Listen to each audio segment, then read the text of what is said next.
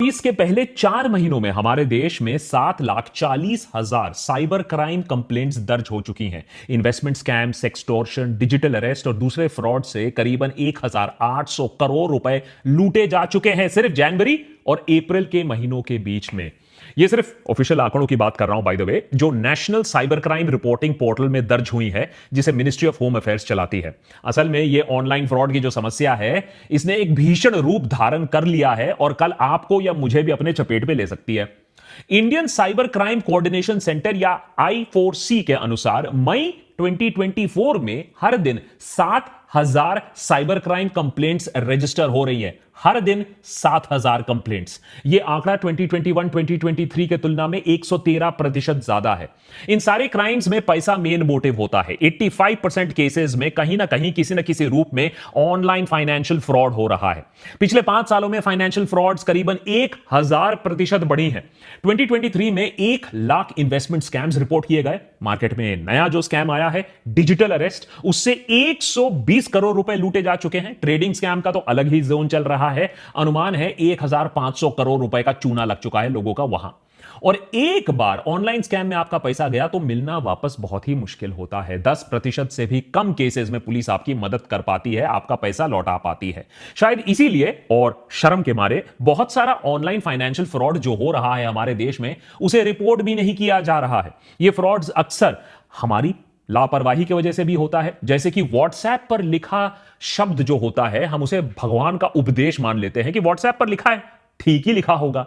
या रातों रात पैसा डबल करने की स्कीम में इन्वेस्ट करने के लालच में हम पैसा डाल लेते हैं। और बहुत बार आपकी गलती ना भी हो सकती है। क्यों? जैसे फ्रॉडस्टर्स आपका इंफॉर्मेशन, बायोमेट्रिक डेटा चुरा कर आधार इनेबल्ड पेमेंट सिस्टम या AEPS से पैसा निकाल सकते हैं और आपको खबर तक ना होगी। लोकल सर्कल द्वारा किए गए एक सर्वे में पता चलता है कि पिछले 3 सालों में 47% अर्बन हाउसहोल्ड्स हैं जहां कम से कम एक फाइनेंशियल फ्रॉड रिपोर्ट हुआ है, चाहे वो UPI हो, क्रेडिट कार्ड हो या कोई इन्वेस्टमेंट फ्रॉड हो। 23,000 लोगों का ये जो सर्वे है, इसमें यह पाया गया कि क्रेडिट कार्ड पर अक्सर अनऑथराइज्ड चार्ज किया जाता है या फिर UPI में QR कोड से पेमेंट मिलने के बजाय से पेमेंट हाथ से निकल जाता है। हर दिन क्रिमिनल्स नया नया टेक्निक निकालते हैं हमें लूटने के लिए। बात सिर्फ पैसे की नहीं है। आए दिन सुर्खियों में हमें यह खबर भी दिखने को मिलती है कि कैसे फाइनेंशियल फ्रॉड्स, एक्सटॉर्शन या इलीगल लोन एप्स के वजह से लोग अपनी जान तक ले रहे हैं।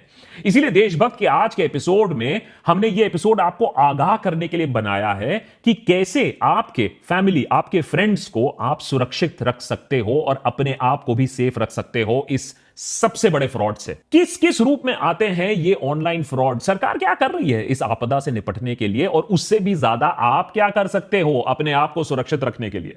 बड़े बड़े फ्रॉड्स में नेता, बिजनेसमैन, टैक्स पेयर का पैसा खा जाते हैं, लेकिन ये जो ऑनलाइन फ्रॉड है ना, उससे भी ज्यादा खतरनाक है। ये फ्रॉडस्टर्स आपके बैंक बैलेंस को, आपकी इज्जत को, आपकी जिंदगी तक को खा जाएंगे और डकार तक नहीं लेंगे। और इसीलिए इसे आप रोक सको, आप लोगों को आगाह कर सको, हमने इस वीडियो को एकदम कॉपीराइट फ्री बनाया है। आप इस वीडियो को शेयर करो, डाउनलोड करो, रीअपलोड करो, कोई प्रॉब्लम नहीं है। बस अपने फैमिली, अपने फ्रेंड्स को आगाह करो कि यह देश का सबसे बड़ा स्कैम बन चुका है।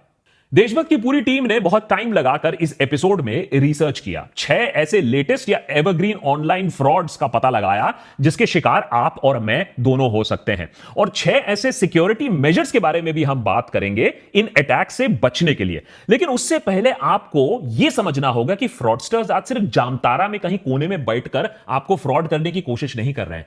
आज डिजिटल फ्रॉडस्टर्स बहुत ही केपेबल, टेक्नोलॉजिकली बहुत ही नॉलेजेबल और शातिर क्रिमिनल्स बन चुके हैं।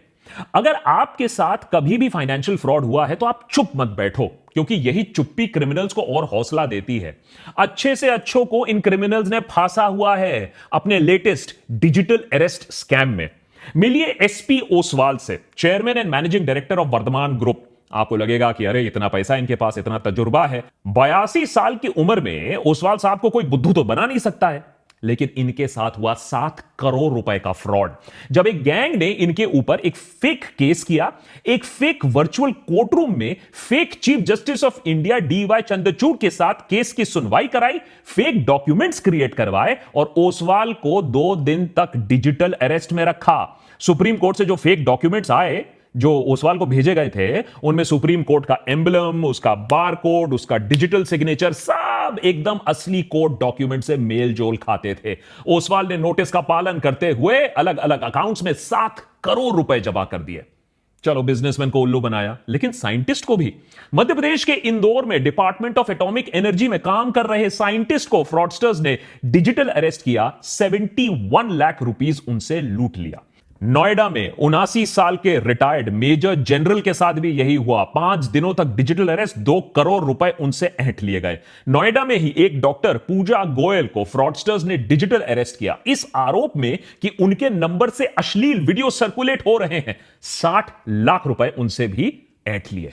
तो एक बात तो क्लियर है कि फ्रॉडस्टर्स कोई स्पेसिफिक किसी को टारगेट नहीं कर रहा है, कोई टीजी नहीं है। सीनियर गवर्नमेंट ऑफिसर हो सकता है, रिटायर्ड गवर्नमेंट ऑफिशियल हो सकते हैं, बिजनेसमैन, डॉक्टर, यहां तक कि पीजी स्टूडेंट्स तक को बख्शा नहीं गया है इन ऑनलाइन स्कैम से। फॉर एग्जाम्पल, अहमदाबाद में 27 साल की महिला को सेंट्रल एजेंसीज के अफसरों ने फोन कर बताया कि उनके नाम का एक पार्सल है जिसमें ड्रग्स पाए गए हैं और उनके खिलाफ एक्शन होने वाला है। डिजिटल अरेस्ट के दौरान एक सीबीआई ऑफिसर ने उन्हें अनड्रेस करने को कहा, जिससे उनके बर्थ मार्क्स को आइडेंटिफाई किया जा सके। साथ ही साथ उनके सारे पैसे फ्रॉडस्टर्स ने ट्रांसफर करवा लिए। तो इतना कॉन्फिडेंस आ चुका है आजकल ये ऑनलाइन फ्रॉडस्टर्स में। डिजिटल अरेस्ट उस साइबर क्राइम टेक्निक का नाम है जहां फ्रॉडस्टर्स वीडियो कॉल के जरिए लॉ इन्फोर्समेंट एजेंसी के अफसर बन के आपके सामने आते हैं।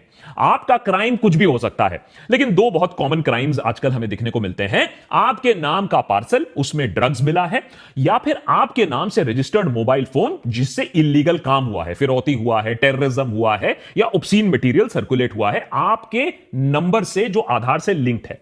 अगर विक्टिम इस बात को मान लेता है तो फेज 2 डिजिटल अरेस्ट, जहां आपको अपने घर में कैद कर दिया जाता है और आपको अपने डिवाइस के सामने होना होता है। आपके डिवाइस का कैमरा बंद नहीं किया जा सकता है। बेसिकली आइडिया फ्रॉडस्टर्स का यह है कि आपको इंटेरोगेट करेंगे और आप किसी से हेल्प नहीं ले सकते हो क्योंकि आपको कैमरा के सामने बैठना है। फाइनली वही होता है जो इन सारे केसेस में जनरली हमें देखने को मिलता है। सेटलमेंट की बात आती है और फिर आप एक मोटी रकम चुकाते हो अपनी जान बचाने के लिए, अपनी इज्जत बचाने के लिए। आजकल तो स्कैमस्टर्स पेमेंट क्रिप्टो करेंसी या गिफ्ट कार्ड में भी डिमांड करने लगे हैं, जिससे उन्हें ट्रैक करना और भी ज्यादा मुश्किल हो जाए। लेकिन ये सारे फ्रॉड्स नहीं होते अगर विक्टिम्स को एक छोटी सी चीज मालूम होती कि डिजिटल अरेस्ट नाम की कोई चीज है ही नहीं हमारे लीगल सिस्टम में। लेकिन शायद हमें पुलिस और लॉ इन्फोर्समेंट का इतना डर, इतना खौफ बैठा हुआ है कि हम डिजिटल अरेस्ट का नाम सुनकर ही सरेंडर कर देते हैं। अब Indian cyber crime coordination centre ने बाकायदा एक नोटिस, एक प्रेस रिलीज जारी किया है जिसमें नागरिकों को आश्वासन दिया गया है कि लॉ इन्फोर्समेंट एजेंसी, सीबीआई हो, पुलिस हो, कस्टम, ईडी, जजेस हो, आपको वीडियो कॉल के जरिए कोई अरेस्ट नहीं कर सकता है। और अगर आपके पास कभी भी बाय द वे ऐसा कॉल आए तो उन्हें बोलो कि कम से कम घर आकर आपको नोटिस दे, घर आके आपको अरेस्ट करे। अरे डिजिटल इंडिया का मतलब इतना थोड़ा ही ना कि आप आलसी बैठ जाओ और सब कुछ ऑनलाइन ही करना शुरू कर दो। लेकिन डिजिटल अरेस्ट से बच भी गए तो क्या? अरे डिजिटल फ्रॉडस्टर्स तो हर कोने में इंतजार कर रहे हैं आपका। ये रहे 6 टॉप स्कैम्स जो हमारी टीम को मिले, जिससे लाखों लोगों से करोड़ों रुपए लूटे जा रहे हैं। Number 1, UPI scam. Digital India और यूपीआई के चलते हमारी जिंदगी तो आसान हुई है, लेकिन साथ ही साथ डिजिटल फ्रॉडस्टर्स की भी जिंदगी आसान हो गई है। 2022-2023 में करीबन 1 lakh UPI based frauds report किए गए हैं। अगर आप सतर्क ना रहे तो डिजिटली आपका पैसा गायब हो सकता है बहुत आसानी से। साथ ही साथ क्यूआर कोड्स के मामले में थोड़ा सावधान रहना पड़ेगा। क्यूआर कोड कहां से स्कैन कर रहे हो, किसे पेमेंट दे रहे हो, यह थोड़ा भापना जानना जरूरी है। जैसे कि फॉर एग्जांपल अगर नहीं करोगे तो हाईटेक सिलिकॉन सिटी बैंगलोर में 41% रिपोर्टेड साइबर क्राइम इंसिडेंट्स होते हैं, वो क्यूआर कोड स्कैम से रिलेटेड होते हैं। तो इतना कॉमन हो चुका है क्यूआर कोड का मिसयूज। Number 2, sextortion. बहुत ही भयानक रूप है हमारे टेलीकॉम रेवोल्यूशन और सस्ते मोबाइल फोन और सस्ते डेटा रेट्स का। स्कैमर्स लोगों को वीडियो कॉल करते हैं। बहुत बार अनजाने में लोग ऐसा अननोन नंबर से फोन उठा लेते हैं। दूसरे एंड में एक महिला अश्लील हरकतें करते पाई जाती हैं। जब तक आपको समझ में आता है कि यह मामला कुछ गड़बड़ है, तब तक आपकी वीडियो बन चुकी होती है अश्लील हरकतें करते हुए। उसके बाद हमारी सदैव तत्पर पुलिस से आपको एक फोन आता है कि आपके खिलाफ ऑब्स्सेनिटी का केस दर्ज हो गया है और आपको अरेस्ट किया जा सकता है। सबूत के दौर पर आपका अश्लील वीडियो इस महिला के साथ आपके सामने पेश किया जाता है। इस समय इंसान ठंडे दिमाग से यह नहीं सोचता है कि हमारी पुलिस इतनी तत्पर कब से हो गई। अगर यह सच में ऐसा होता तो हमारा देश तो सेफेस्ट कंट्री फॉर वुमेन होता पूरी दुनिया में। फिलहाल इज्जत और नाक बचाने के लिए हम मामले को सेटल कर देते हैं पैसा देकर। आप भी खुश, स्कैमस्टर भी खुश। तीसरा बड़ा फ्रॉड, टेलीग्राम फ्रॉड। घर बैठे बैठे पैसा किसको कमाना नहीं अच्छा लगता? क्यों एडिटर है? आजकल एडिटर बोल रहा है कि अरे सीधा फाइल घर ही भेज दो, घर में बैठ के एडिट कर दूंगा, ऑफिस आने की क्या जरूरत है? लेकिन ऐसे स्कीम ना बहुत ही चौंका देने वाले हैं, और ऐसे स्कीम जो ऑफर करते हैं वो फ्रॉड ही होते हैं। पहला होता है व्हाट्सएप पर आपको एक जॉब ऑफर आता है। उसके बाद टेलीग्राम ग्रुप में आपका नाम ऐड कर दिया जाता है, जहां आपको बिग बॉस की तरह अलग अलग टास्क दिए जाते हैं, जैसे सोशल मीडिया प्लेटफॉर्म्स पे जाओ, वीडियो को देखो, व्यूज बढ़ाओ, लाइक करो वीडियोस को।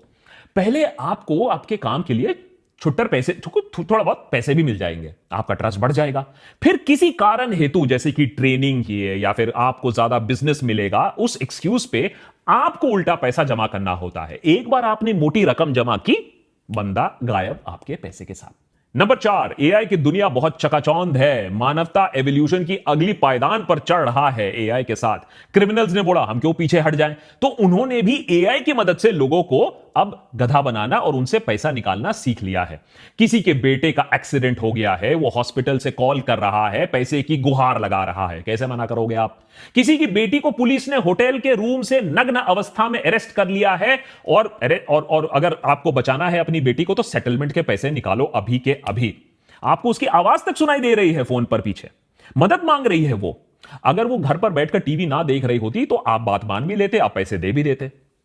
कुछ लोग बच गए, लेकिन लाखों पेरेंट्स ने, लाखों रिश्तेदारों ने पैसा ऐसे निकाला है। और जो आवाज उन्होंने सुनी होती है, जिस पर विश्वास करके वो पैसे निकालते हैं, वो असली, ऑलमोस्ट असली ही आवाज होती है। सॉफ्टवेयर की मदद से, एआई की मदद से आप आज के डेट में किसी की आवाज को कॉपी कर सकते हो और फिर उस आर्टिफिशियल आवाज से कुछ भी बुलवा सकते हो। मिशन इंपॉसिबल में टॉम क्रूज ये सालों से करते आए हैं, लेकिन अब क्रिमिनल्स रियल लाइफ में ये कर रहे हैं एआई की मदद से, और आपको लूट रहे हैं। Number 5, link based cheating. देखिए, हर स्कैम को एआई की जरूरत नहीं है, कटिंग एज टेक्नोलॉजी की जरूरत नहीं है। कभी कभी हमारी जो कमजोरी होती है, फ्रॉडस्टर्स के लिए सबसे बड़ा वरदान वही होता है, ह्यूमन वीकनेस। जैसे हमारा लालच। सबको चाहिए एक फ्री में प्राइज, और व्हाट्सएप पर जो कुछ आता है वो तो 100% ट्रू होता है। तो व्हाट्सएप पर आ गया एक लिंक, आपने उस लिंक को क्लिक कर लिया और लिंक में मिला आपको एक शानदार प्राइज। फ्री। बस फ्री सुनकर आपकी तो लार टपक गई। अब ये फ्री प्राइस के लिए आपको थोड़े डिटेल्स भरने, आपका एड्रेस भरना है, आपका आईडी प्रूफ भरना है, और कभी कभी प्राइस इतना बड़ा हो सकता है कि उसके लिए आपको अपना सारा बैंक डिटेल भरना हो, थोड़ा टैक्स का पैसा देना हो, शिपिंग का फी भी भरना हो। ये सारा पैसा आपने दिया, प्राइस आपको कभी मिला नहीं, और पैसा जो था वो भी निकल गया। और अगर ज्यादा अनलकी हुए तो बैंक का पासवर्ड भी दे दिया, तो बैंक अकाउंट भी खाली। Number 6, OTP scam. सरकार ने स्कैम्स को रोकने के लिए और आपको बचाने के लिए 2FA बहुत जगह कंपलसरी कर दिया है। 2FA यानी 2 फैक्टर ऑथेंटिकेशन, यानी आपके फोन पर ओटीपी के बिना कुछ भी प्रोसेस नहीं होगा। अब फ्रॉडस्टर्स फिर से एक कदम आगे, ओटीपी के पीछे पड़ जाते हैं, उसे निकालकर आपके बैंक अकाउंट, डिजिटल वॉलेट्स और दूसरे सेंसिटिव इंफॉर्मेशन को एक्सेस करने की कोशिश करते हैं। इसीलिए वो आपको आपके फोन में बैंक अकाउंट रिप्रेजेंटेटिव बनकर आ जाते हैं, ई कॉमर्स साइट ऑपरेटर बनकर आ जाते हैं, अक्सर सरकारी अफसर बनकर आपको फोन कर देते हैं। अब आप ये नहीं सोचते हो कि सरकारी दफ्तर में अफसर ना मिला, लेकिन सरकारी अफसर आपको फोन पर आकर आपसे सारी इंफॉर्मेशन ले रहा है? आप भी दे देते हो, हां ठीक है सरकारी अफसर है, बिना सोचे समझे आपने ओटीपी दिया और आपके पैसों का हो गया स्वाहा। इन स्कैम से आपका कितना नुकसान हो सकता है, देश के नागरिकों का कितना नुकसान हो सकता है, आप सोच भी नहीं पाओगे। फॉर एग्जाम्पल मैं आपको बताता हूं, 2014 से लेकर 2023 के बीच में इंडियन बैंक्स में 65,000 फ्रॉड केसेस डिटेक्ट किए गए। 4.65 लाख करोड़, जी हां 4.65 लाख करोड़ का घपला हुआ करीबन 10 सालों में। आज बैंकिंग रेगुलेशंस और सॉलिड हो रही हैं तो ये स्कैम्स थोड़े कम हो रहे हैं, लेकिन उधर डिजिटल फ्रॉड्स और भी ज्यादा बड़े हो रहे हैं। तो सोचिए 5 लाख करोड़ तक हम बात कर रहे हैं, पोटेंशियल है ऐसे स्कैम्स का। तो सरकार इस सब मामले में क्या कर रही है? देखिए, गंभीरता तो है सरकार की तरफ से, ऐसी बात नहीं है, सरकार रिकॉग्नाइज कर रही है ये एक प्रॉब्लम है, लेकिन ग्राउंड पर एक्शन इतना नहीं है कि फ्रॉड्स कम हो जाए या फ्रॉडस्टर्स के दिलों में कोई खौफ हो। सरकार ने एक ऑनलाइन सस्पेक्ट रजिस्ट्री लॉन्च की है जिसमें 12 लाख साइबर क्रिमिनल्स का डेटा स्टोर्ड है। इस रजिस्ट्री को states, union territory, central investigating agencies, intelligence agencies इस्तेमाल कर सकती हैं साइबर क्राइम को कंट्रोल करने के लिए। उधर national cyber crime reporting portal NCRP के जरिए साइबर क्राइम रिपोर्टिंग और रेजोल्यूशन को बेहतर बनाने की कोशिश की गई है। एनसीआरपी को अभी हर दिन 67,000 कॉल्स आती हैं साइबर क्राइम रिलेटेड क्वेश्चन से। तो सोचिए, लोगों में भी इतना डर है अभी कि इस हेल्पलाइन में लोग फोन करके पता लगा रहे हैं कि उनके साथ भी फ्रॉड हुआ है या नहीं। और Indian cyber crime coordination centre I4C ने अभी तक 2,800 करोड़ डिफ्रॉडेड मनी है, ये जो स्कैम्स का पैसा है, ये वापस दिया है करीबन 8.5 लाख विक्टिम्स को। तो कहीं ना कहीं एक शुरुआत की गई है, लेकिन इस शुरुआत से ज्यादा कुछ नहीं हो पाएगा जब तक ना आप इसमें साथ दोगे। कैसे? सबसे पहले तो आप एक काम करो, अगर आपके साथ कभी भी साइबर क्राइम हुआ है तो आप इमीडिएटली इसे रिपोर्ट करो। www.cybercrime.gov.in ये एक ऑफिशियल पोर्टल है जहां आप इसको रिपोर्ट कर सकते हो। सरकार आपकी मदद कर सकती है। आप 1930 पर फोन कर सकते हो, नेशनल साइबर क्राइम हेल्पलाइन है। लेकिन किंतु परंतु अगर आप चाहते हो कि बात रिपोर्टिंग तक ना आए, बात सरकार तक ना पहुंचे, फिर बात गुहार तक ना आए कि भैया आप बोलो कि मेरा पैसा किसी तरीके से लौटा दो, तो आपको ही चौकस रहना होगा। हाल ही में एक खबर वायरल होती है। मुंबई में एक ऑटो में एक पुलिस ऑफिसर घुस आता है सडनली और एक महिला से 50,000 रुपए की मांग करता है। महिला का गुनाह क्या है कि वो ऑटो में बैठकर वेप कर रही थी। देखिए, स्मोकिंग वेपिंग तो वैसे में अच्छी बात नहीं है, लेकिन सवाल यह है कि ये बिना यूनिफॉर्म का ऑफिसर कौन है, 50,000 का डिमांड क्यों कर रहा है। महिला ने सोचा कुछ तो गड़बड़ है, ये ऑफिसर नहीं है। उसने वीडियो बनाना शुरू कर दिया और वीडियो बनते देख पुलिस वाला वो भाग निकला। अब खबर यह आ रही है कि उस पुलिस वाले को अरेस्ट कर लिया गया है जो फेक ऑफिसर था। कहने का मतलब यह है कि आपको प्रोएक्टिव रहना होगा। ये डर के नहीं बैठो कि पुलिस का नाम जैसे ही सुना है एडिटर जैसे, हां, डर के नहीं बैठना, आपको डरना नहीं है। 90% केसेस में साइबर फ्रॉड में पैसा वापस नहीं मिलता, याद रखिए। तो डर गए, जो डर गया वो मर गया। हां, अगर बैंकिंग चैनल से पैसा आपका निकलता है तो तुरंत बैंक को जाकर रिपोर्ट करो। अगर बैंक की नेग्लिजेंस की वजह से आपका अकाउंट कॉम्प्रोमाइज हुआ है तो बैंक आपको पूरा पैसा वापस देगी। लेकिन याद रखिए, अगर अनऑथराइज्ड ट्रांजैक्शन 7 दिन बीत चुके हैं और उसके बाद जाकर आपने रिपोर्ट किया तो बैंक की लायबिलिटी काफी कम हो जाती है। फिर बैंक की पॉलिसीज ही काम आएंगी, सरकार आपको वहां मदद नहीं करेगी। तो सबसे पहले तो चौकस रहना होगा ट्रांजैक्शन को लेकर, अगर आपके ऊपर कोई धमक रहा है उसको लेकर। Point number 2, prevention is the best cure. अरे सीधा सीधा प्रिवेंशन करो। Have an apple a day. किसी अननोन मैसेज को मत खोलो, अनसोलिसिटेड लिंक को क्लिक मत करो, अननोन वीडियो कॉल को मत उठाओ, और जो बैंक ट्रांजैक्शंस हैं उन्हें हमेशा डबल चेक करके अप्रूव करो। अगर कंप्यूटर पर एंटीवायरस नहीं है, चलो वहां भी पैसा बचाना चाहते हो कोई बात नहीं, कम से कम अपने बैंक स्टेटमेंट्स को रेगुलर स्कैन करो। हर ट्रांजैक्शन पर एसएमएस अलर्ट लगाओ और ओटीपी 2 फैक्टर ऑथेंटिकेशन के बिना कुछ भी काम नहीं करने का। जो बात व्हाट्सएप पर आपने आज तक नहीं सीखा, कम से कम वो रियल लाइफ में सीख लो कि कोई भी क्यूआर कोड जो आपको दिखता है उसे ब्लाइंडली ट्रस्ट नहीं करने का। कोई भी पेमेंट लिंक जो आपको दिखता है उसे ब्लाइंडली पे नहीं करने का। किसी भी पेमेंट जहां दे रहे हो, देखो किस गेटवे को इस्तेमाल कर रहे हो, किस सॉफ्टवेयर को इस्तेमाल कर रहे हो, और मल्टी फैक्टर ऑथेंटिकेशन का आप इस्तेमाल करो। जैसे कि आप में क्रेडिट कार्ड में भी अगर ओटीपी है तो उसको इनेबल करो। और जो ट्रस्ट का फैक्टर है ना, इतना भी ट्रस्ट मत करो। हर अननोन नंबर को उठाने की जरूरत नहीं है। आपकी कॉलेज की गर्लफ्रेंड को अगर आपसे पैचअप करना होगा तो कोई और तरीका उसको मिल जाएगा। हर कॉल उठाने की जरूरत नहीं है। उठाओगे तो फिर आपका भी डिजिटल अरेस्ट हो जाएगा।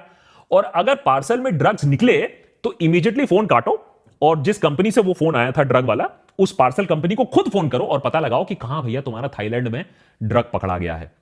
सरकार इतने सालों से हर चीज के लिए आधार मांगती आई है। बर्थ से लेकर डेथ सर्टिफिकेट के लिए, बैंक अकाउंट खोलने से टॉयलेट जाने के लिए आधार की जरूरत होती थी। लेकिन अब नया फॉर्मूला यह है कि आपको अपना आधार नहीं दिखाना है। जी हां, पहले दिखाना था, अब आपको नहीं दिखाना है, क्योंकि आपका आधार नंबर से ही आपके ऊपर फ्रॉड हो सकता है। तो जितना अपना डेटा प्रोटेक्ट कर सको उतना डेटा प्रोटेक्ट करके रखो।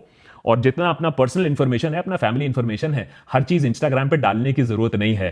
थोड़ा सा अपने जो प्राइवेट इंफॉर्मेशन है उसे कंट्रोल में रखो, क्योंकि फ्रॉडस्टर्स ये भी देख रहे हैं कि आपका बेटा कब बाहर जा रहा है, कब छुट्टी पे जा रहा है, और फिर आपके पास आएगा पुलिस से फोन। नंबर 4, थोड़ा सा अवेयर होने की जरूरत है। मुश्किल है, लेकिन अगर बिग बॉस के घर में क्या हो रहा है ये आपको खबर है, तो टेक्नोलॉजी की दुनिया में भी क्या हो रहा है उसी खबर आपको रखनी पड़ेगी। प्रॉब्लम यह है कि हर दिन फ्रॉडस्टर्स नए नए तरीके खोज रहे हैं। अब हमें तो अपडेटेड रहना होगा। For example, SIM swap scam, ये क्या होता है? इससे हैकर्स आपके सिम को रिमोटली डुप्लीकेट कर सकते हैं और आपका सारा इंफॉर्मेशन चुरा सकते हैं। इसीलिए रेगुलर पासवर्ड चेंज करना भी एक वाइटल सिक्योरिटी टूल है। ओटीपी स्कैम से भी जरूर आपको बचना चाहिए कि ये जो आपका जो पर्सनल फाइनेंशियल डिटेल है कभी फोन पर नहीं शेयर करना। कोई अगर आपको कॉल कर रहा है, मैसेज कर रहा है, अपने बैंक का ऑफिशियल बोल रहा है, सरकारी ऑफिशियल बोल रहा है, तो ऑफिशियल चैनल के थ्रू जाओ, ऑफिशियल वेबसाइट के थ्रू जाओ। फोन पर जो बोल रहा है उसे मत बिलीव करो और कभी भी अपना ओटीपी किसी को मत दो। लास्टली, जो शेडी एप्स हैं ये एक नया चीज बन रहा है, क्योंकि हम सोचते हैं कि ऐप इंस्टॉल कर लेंगे, किसी ने मेहनत से ऐप बनाया होगा तो ठीक ही होगा। लेकिन ऐसे एप्स इंस्टॉल मत करिए, ओनली ऑफिशियल एप्स इंस्टॉल करिए। ऐप स्टोर, प्ले स्टोर में जिसकी अच्छी रेटिंग हो, कोई अननोन ऐप को मत इंस्टॉल करिए, क्योंकि एक बार आपने ऐप इंस्टॉल कर लिया अपने फोन पर तो वो बहुत सारी परमिशंस ले लेता है, कैमरा से लेकर, माइक से लेकर, आपके दूसरे पासवर्ड से लेकर। लेटेस्ट स्कैम अभी जो बैंगलोर से आ रहा है, एक महिला ये क्लेम कर रही है कि बैंगलोर में एयरपोर्ट में लाउंज एक्सेस के लिए ऐप डाउनलोड करने को बोला गया और उस ऐप से फोन पर पूरा कंट्रोल जमा लिया उस ऐप ने। तो ये आपको ही सुरक्षित अपने आप को रखना पड़ेगा। जैसे कि मैंने एपिसोड के शुरुआत में बताया, ये एपिसोड बिल्कुल कॉपीराइट फ्री है। आप इसे डाउनलोड करिए, आप इसे शेयर करिए, आप इसे रीअपलोड करिए।